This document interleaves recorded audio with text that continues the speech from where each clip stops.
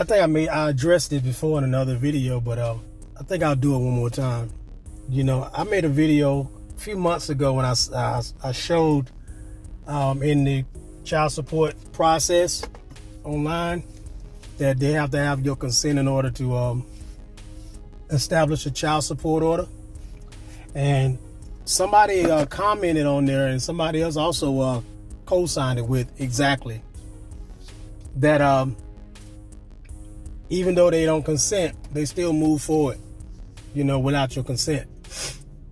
And the thing is, and I see a few people like the comment, but I can from my experience with speaking with people that are on child support, everybody has admitted, even in private conversations, that they've all been guilty of doing one of the following. One or more of the following. Either they dodged being served because they didn't want to be served, because they're like, I'm not the straw man, so that's not me. So they avoided being served, and eventually they end up getting a default judgment against them because that's either that happened. They went on in there, they gave them check stubs, and check stubs, or they submitted their DNA, or they and just about almost every time they didn't file an objection into the court case. You never filed no answer into the court case. And so if you file no answer into a child support court case, you automatically lost. So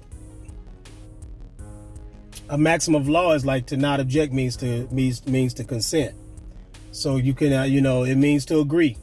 So agree is consent. Agree is acquiescence. It means to reluctantly agree without protest. If you look up the word acquiescence, you'll learn that. So it's what we're doing most of the time. I'm saying collectively we're, not me. I didn't do that, but everybody, we as people who have been attacked by these types of cases, have to understand that we got to be willing to check out what we're doing wrong. Something, don't get me wrong, this shit is bullshit when they drag people in here that don't know the court process, don't know the language of the court. We're not trained to be up in there and play these commercial games with them. They took civics out of school for a reason, so your ass wouldn't know. And then you're expected to know when they bring you in there. And they say ignorance of the law is no excuse, but they know your ass don't know the damn law because you never learned it in school. And chances are your parents probably didn't teach you either, because most of the time they were raised the same way you were raised. So the handicap you start from childhood, whereby you're not knowing what to expect when you in adulthood, when especially specifically when it comes to family court. And so you don't know the process, you don't know the language, you don't know, you don't have no full disclosure. You have no idea about this straw man and this legist, the fact that you have an estate and they're administering estates, all these presumptions of law that they operate in, you do all these things, these tools that are being used against you. You have no idea about it. So they'll serve you, and then you go in there and get your ass handed to you, not knowing what to do. So I'm not saying it's fully your fault because you lost. But when you get to a point when you get to a place in your life where you want to take responsibility for your part in it, a lot of times it's willful ignorance that we have too. We'll spend more time, now that you dropped the ball, we learn from our mistakes, but now it's time to don't make excuses your whole life. Find a way to, figure it out. And how did they get me into this? Now I'm gonna get myself out of it. And then when you learn where you fucked up at, now it's time you gotta be grounded in your thinking, be grounded in your emotions, in your spirit, man, when it comes to figuring out how to get out. How to learning the mechanics of the court and the law, and how to apply these things that we learn. Being in your emotions and constantly saying they're gonna do, you're having a woe is me moment. and steady having a complain spirit about it. Well, we just constantly gonna point the finger. They just like this, they just like that. Meanwhile, you're suffering. I mean, you gotta, at some point, just figure this shit out, man. Bitching and complaining about your whole life, or until the kids are grown, or until you're done paying this child support, is not gonna figure this. It's not gonna fix itself. This is not the shit on the guys that was saying this in there. I'm just saying, we as men, I'm speaking specifically on the men because it's mainly men that are going through this. Very rarely I run into women that I ask on child support. But this goes to them too. If you're on child support and you're a woman, it goes for you too. Y'all pardon me looking sweaty. I just left the gym, so I see my damn neck all shining and shit. But the thing is, we have to get to a point where you get your energy right first. And only then, when you get your energy right and your emotions in check, then you can concentrate better. You can receive information and you can process it a lot easier, and you can come up with a plan that's more solid and not be all over the place, just trying this, trying that, try this, try that, angry, complaining about them. You're not going to fix it like that. That's how I used to beat my homeboys' asses when I played video games. I used to piss them off all the time. I was already good at the shit. And then I used to taunt them while I'm whooping their ass, picking on them and making faces and shit. Make them mad, and they sure enough get mad and throw the controller. Get mad. And it's easier to beat them. It became easier and easier to beat them because their emotions weren't right. They couldn't concentrate. They couldn't get their game face on and really get into it. Me, myself, I'm into it. Talk a little shit into it. I'm grounded in my emotions, and I'm good at what I'm doing. And I figure out different strategies that made it even easier to beat them. When you ground it on the inside and in your mind and in your spirit, your energy, you're calm, you can execute a hell of a lot better. But when your emotions are all over the place, it's harder for you to win. And then you're also destroying yourself on the inside. So you got to keep, it causes a lot of health problems, strokes, hypertension, cancer, heart attacks, suicide. A lot of y'all, I've known guys that commit suicide, put guns in their mouths for themselves. So you got to get your spirit man right, So this is just words of encouragement. So the thing is, you got to understand what it is that you did wrong. Where am I fucking up at? How did they get me like this? Now I'm going to get myself out of it. Okay, I dropped the ball. I can't undo what I did. Now, where do I go from here? And now you got to be focused on the finish line. The finish on getting start moving as if it's already done. And you got to think from here as if it's already done. And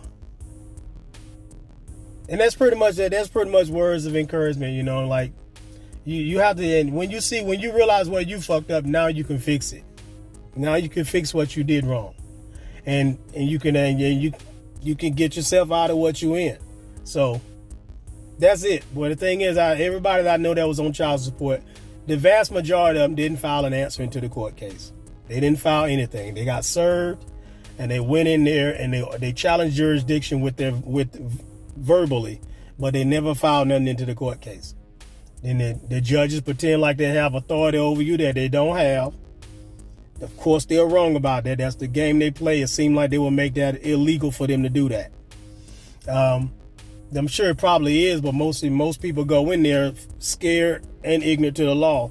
So fear and ignorance, you can't win anything if you're fearful and you're ignorant to the law. You can't even hold nobody accountable for breaking the law. So that's why a lot of these so-called judges do this. They're judge surrogates. I showed that to y'all. They're not even real judges in child support cases. They're just administrators. But when you go in there and you bend over, giving them check stubs, and trying to explain to these people how good of a dad you are, what you're doing for your kid, and all these receipts that you showing, how much you did, how much you spent on your kid. I'm like, that ain't their goddamn business what you did for your child. You don't give them that type of authority on me. You don't have to answer to them about what you do for your child, for your baby. That's your offsprings. So you don't have to answer to them, but you have to put it in writing and stand on that. That's exactly what I did. And I'm starting to see that even I registered a trade name. True enough.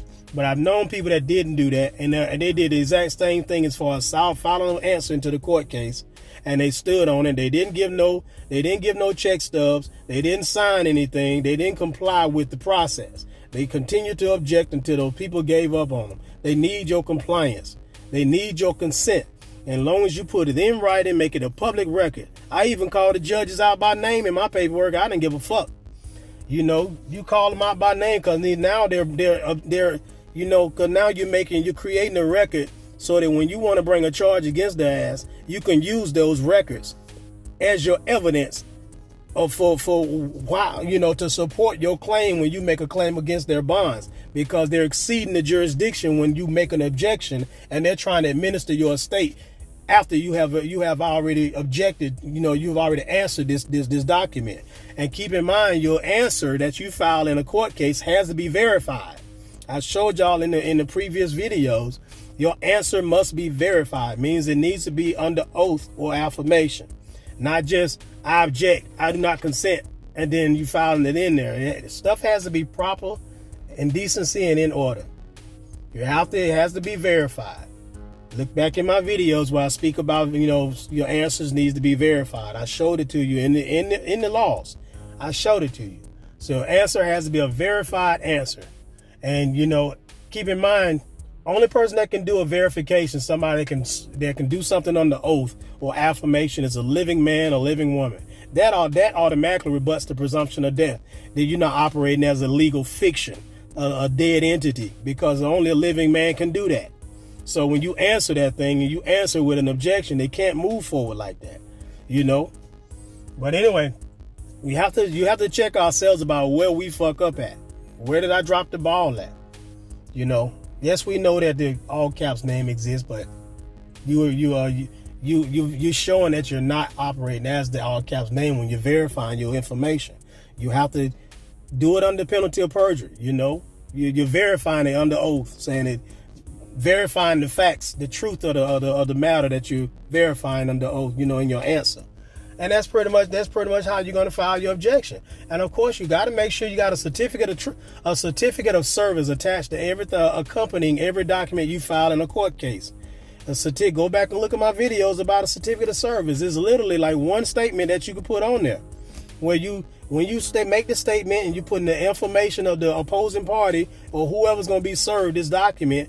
Their information needs to be put on there. It needs to be dated and signed by you to confirm that you served these people this document that you filed in the court case, because that's proper service. That's due process. You have to do that. If you don't do that, then a lot of times y'all filing stuff in there and you're not doing it properly, and then they're railroading you because you're not doing it properly. I've been railroaded for not doing some shit properly. I filed something one time. I didn't file something in the court case. I sent it straight to the judge, like as if he gonna file the shit in the court case. And I'm wondering why I was sitting there. I kind of watched it because I kind of felt that was gonna happen, but I needed to see that happen for myself. And when it happened, I realized what was going on. Okay, let me just go ahead and do this shit over with. And I've said, you know, did it properly, like I just explained to y'all, and everybody got it. Opposing party, and I sent it to the judge too, only reason I sent it to the judge because the judge he doesn't live in the county where, you know, in the case where the case is presiding. So I didn't have a problem sending him a copy so that he can know that this document has been filed in this court case. So he'd be able to put him on notice that it's in there so that he can move on it, and it won't be something filed in that case and he don't know it's in there because he don't live there. So these are the things I did. You know, you have to make sure due process is done. It has to be done properly. Do it properly. Make sure it does done properly, and you'll get better results on what you're doing. And make sure you start out with getting your mind and your heart right about stuff. That way you can think properly. Get some rest, think, concentrate, get out there and get folks out your ears with the naysayers. The motherfucker that love to keep you scared. They always got naysayers. Them folks ain't gonna do this. Them folks that, they this, that. And then they're feeding this negative shit you got going on in your head that you're trying to get rid of.